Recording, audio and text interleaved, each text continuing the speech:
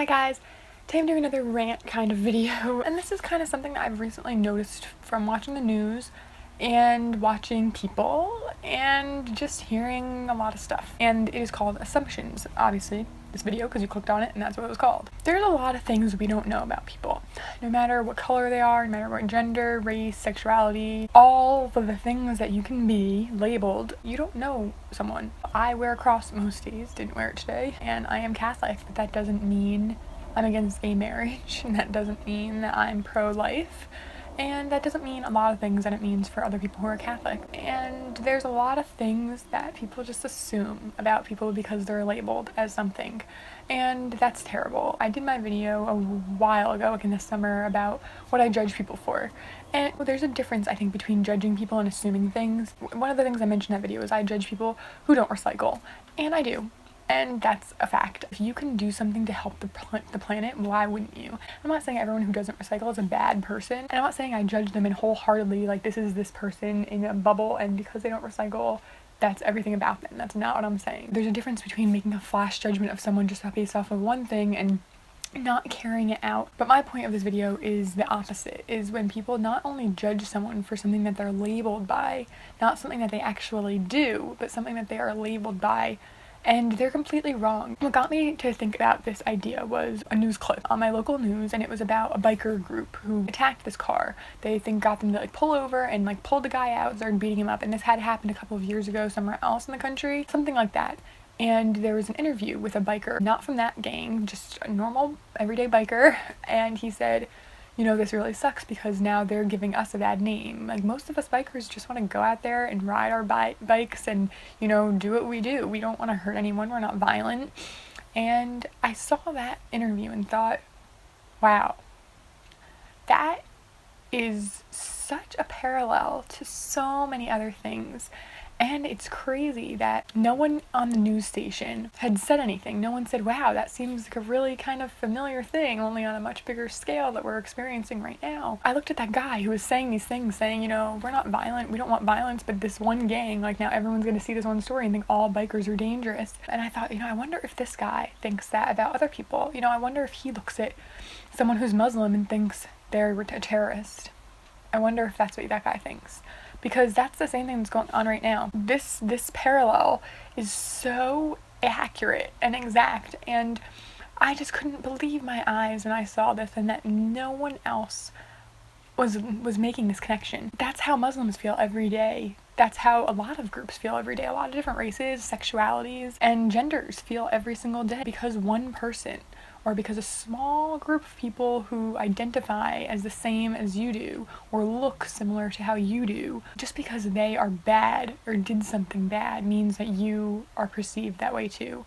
And that's how so many people feel every single day. These bikers felt that for probably a week until that news story passed, but these other people feel this every day, and thanks to our president and thanks to our government right now, it's sick. And it's so messed up to just assume that just because one person from Mexico might come to America and not want to just have the American dream and do what's best for their family. Maybe they came here and sold drugs or, you know, did something illegal. Just because that 1% or that small percentage of those people did that doesn't mean that we can racial profile everyone from that same country.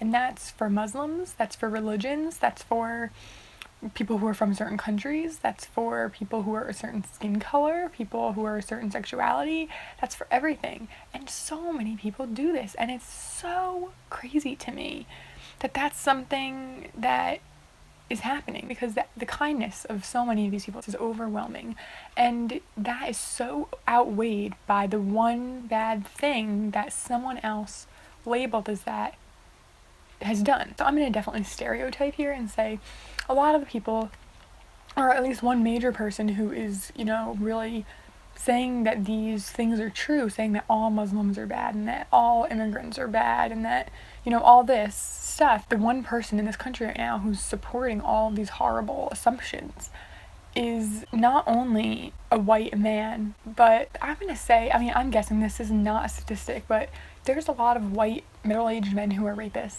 There's a lot of white men in their own, not middle-aged, that are rapists, but they're not stereotyped or profiled as evil, but I feel like white middle-aged men are much more dangerous than any of those assumed dangerous people. So how would these white men who were doing this exact thing feel if, because, you know, so many white middle-aged men have molested people and sexually assaulted people, if everyone just assumed, okay, all white middle-aged men between ages 45 and 55 are rapists and dangerous and are going to molest your children. So let's just avoid them and cut them off and not let them in this country. Let's not let them get married. Let's not let them have access to healthcare or anything like that. Let's just cut them off. But would that ever happen? Would that ever be allowed to happen? Because a small percentage of them have committed these horrible crimes. So why don't we assume that about most white men? Because it sounds insane. That's why. Because why would someone say, well, just because a couple of white men did that doesn't mean all white men are evil?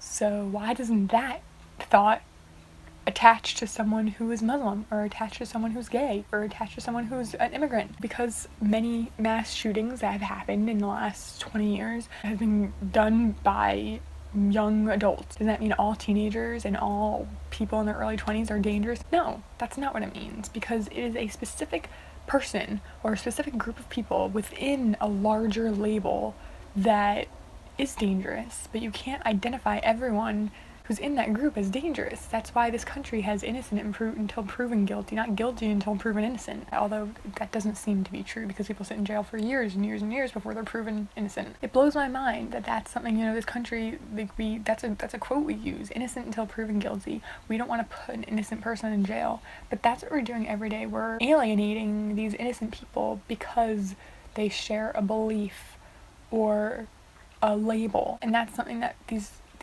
politicians are assuming. But yet no one is going to flip that around onto them and say, well, I was raped by a white person, or I was, you know, attacked by a white middle-aged man, and no one's going to put that on them and say, well, that means that you're dangerous too, that means you're going to do the same thing.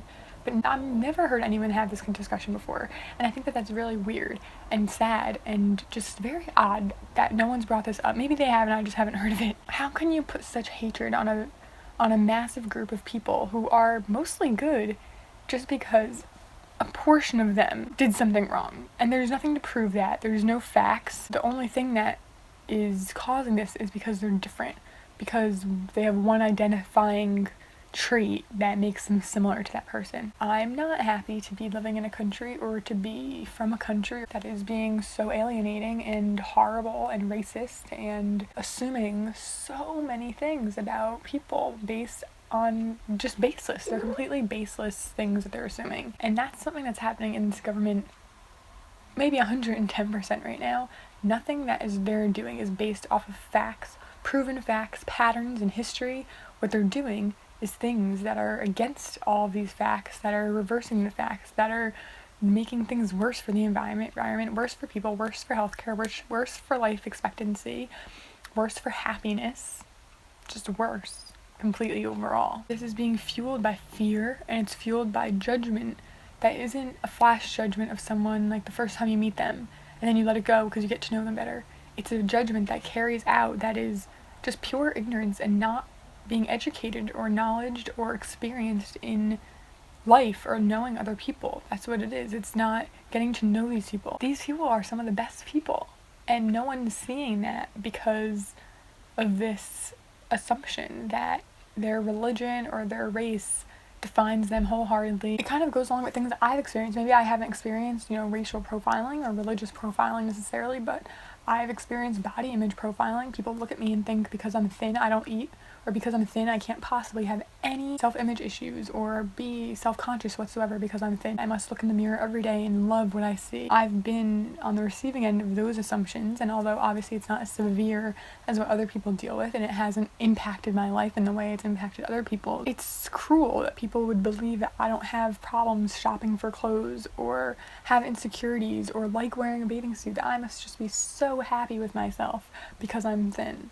And people do that to me. People say that my feelings aren't valid because I couldn't possibly understand what it's like from the other side, and I can't. Maybe I can't understand what it's like from the other side, but my feelings are just as valid.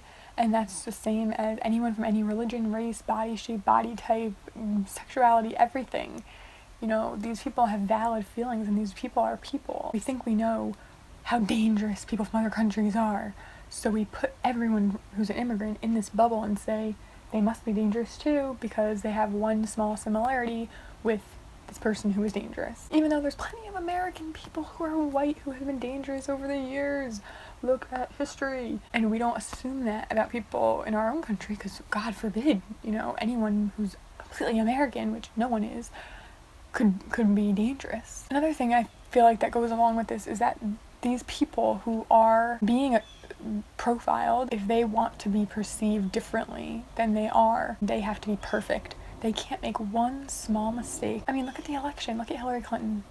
She had to fight twice as hard only not to win because any small mistake that she made was blown into this huge situation. She had to fight twice as hard not just to win, but to remove those assumptions from her, and she couldn't. Someone else might have done triple, quadruple, 10 times worse things, but because there is no assumptions about them from that side, it doesn't matter. People who are profiled have to fight. They can't just work hard and earn something. They have to work hard and fight against these baseless assumptions that are placed upon them just to be on the same level as someone who doesn't have those assumptions. And that's not fair. Obviously life isn't fair, but that's not equal, and it should be. We all deserve to have not just access and opportunity, but an equal chance. And for other people, they can make all the mistakes they want, as we've seen for the last few months.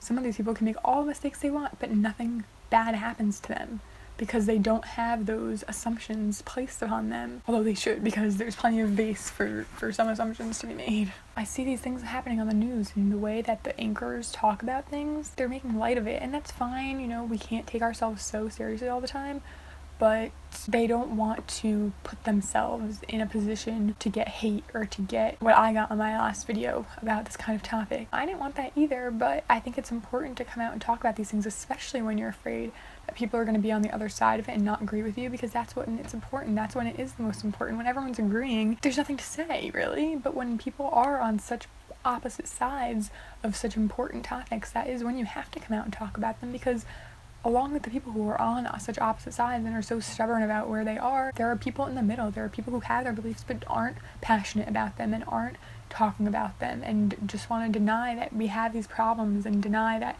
any of this is happening because they want to believe that this world is perfect and that everyone is happy, and it's not true. So this is the time to talk about this. I hope that, you know, maybe opened your eyes to something that you didn't see before, or if you do think about this, let me know in a comment. I just kind of want to put this out there. If you did like this, make sure to give it a thumbs up. I would really, really appreciate it. Please subscribe if you want to see more from me, and I will see you next time. Thank you so much for watching. Bye!